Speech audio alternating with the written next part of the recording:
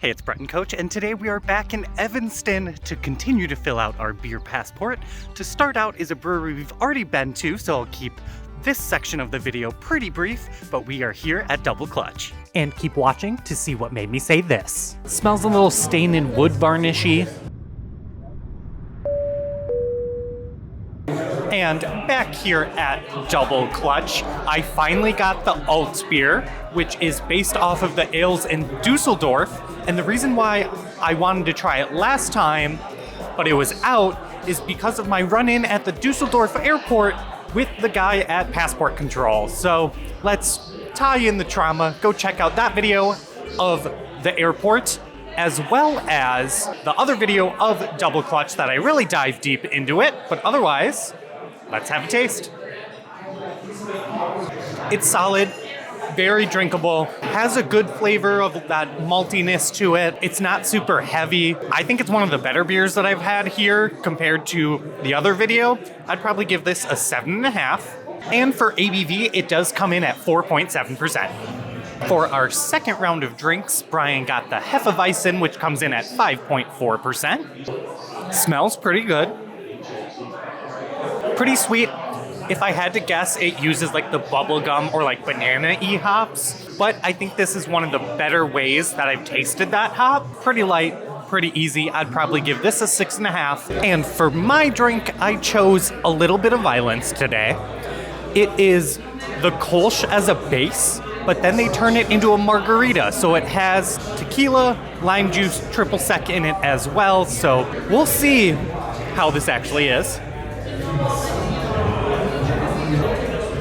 I might need to stir that a little bit. That was just tequila. Good, but just tequila. I really actually enjoyed the Kolsch in there. I think it works well with the lime. It's bright, it's refreshing. I wouldn't even guess that there is beer in this just based on the flavor. It just kind of works overall. I'd probably give this a solid 8. I'm a big margarita and tequila person, so you kind of have to purposely make a bad margarita for me not to like it. So this beer-garita definitely gets a thumbs up for me and a high score. And right behind me is Sketchbook Brewing, which is our second stop of the day. So let's go get another sticker. First up is the Katharina Fruited Sour with strawberry and kiwi coming in at 6%. Smells very sweet. That strawberry comes through very well, very refreshing. Really good on a hot day, especially in here because the windows make it boiling. A good balance of sour with the fruit flavor. I'd give this a 7.5. And then this is Spicy Sasta, which is a Mexican lager coming in at 5.3%. And it has a bunch of different peppers in it like habanero, serrano, and jalapeno. It does have a little bit of a spicy smell to it. I expected a bit more. That's fun. It's not overly spicy. I could see taking a couple drinks and then really feeling it. It's very subtle, would be really good with Mexican food or a taco or even like chips and guac type of thing. For a spicy beer, I've had a few of them before, but this one isn't overwhelmingly spicy.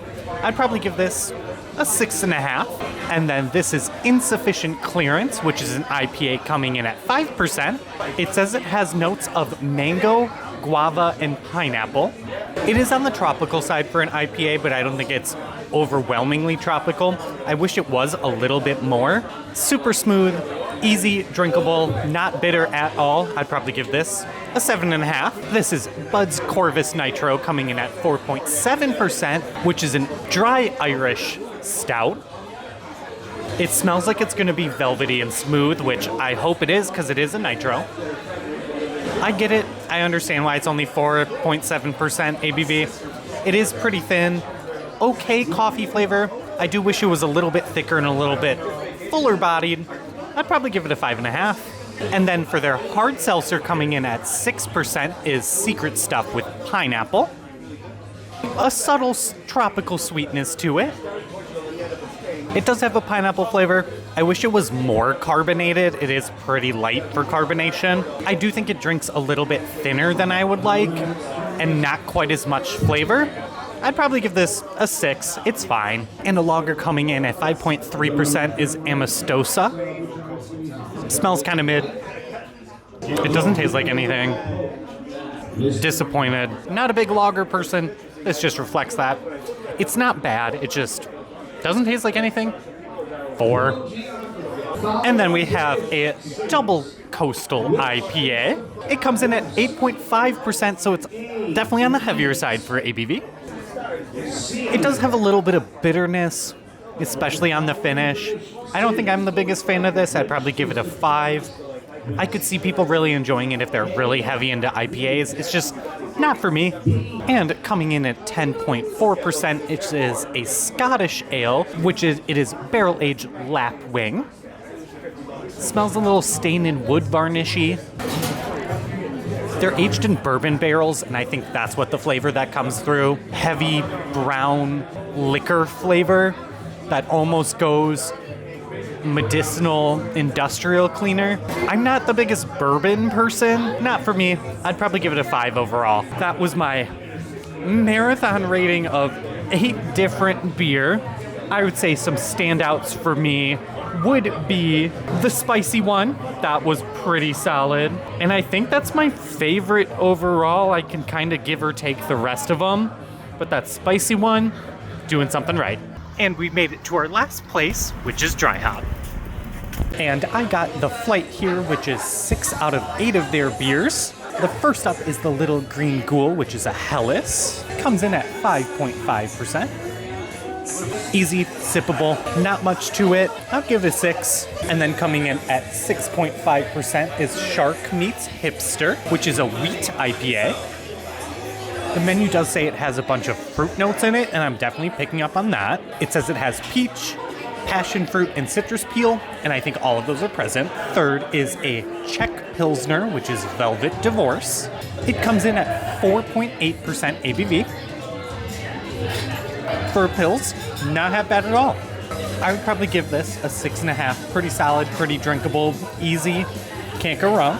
Fourth up is Blockbuster, which is a red IPA. This comes in at 7%. Again, just a solid, drinkable beer. Good flavor to it without being overpowering. A little bit bitter at the end, but if that's my complaint, we'll take it. I'd probably give that a 6.5 as well. I'm scared of the next one because it is a Malort collab. This is Early Bird Gets the Wormwood, which comes in at 5.2%, and it is a pale ale. Not too bitter on the nose. Surprisingly not Malorty at all.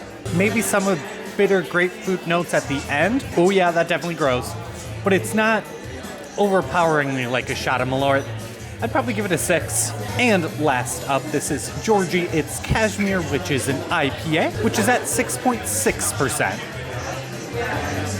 Creamy, floral, no huge fruit notes or tropical notes, but still nice. I'd also give this a 7. Pretty solid overall, everything's pretty drinkable. But also, let's grab Brian's drink and rate that as well. This is Lively Monk, which is a Belgian strong ale coming in at 12%, and it does have cherry flavoring, hence the color. Definitely tart on the nose. Very smooth, good body of flavor. It does say cracked pepper for tasting notes. Not sure if I'm picking that up specifically. I wish it was a little bit tartar, but that's just me preferring sours. This might be my favorite thing that I've drank out of everything. I'd give it a 7.5. And this has been Brett and Coach visiting 3 different breweries today, starting out with Double Clutch, then we headed to Sketchbook, and wrapping up the night here at DryHop. If you enjoyed this video, make sure you give it a like, subscribe, and comment down below if you've had any of these beers at these 3 breweries. And I will catch you next time for either another beer review to fill out our passport, or I will see you in Coach.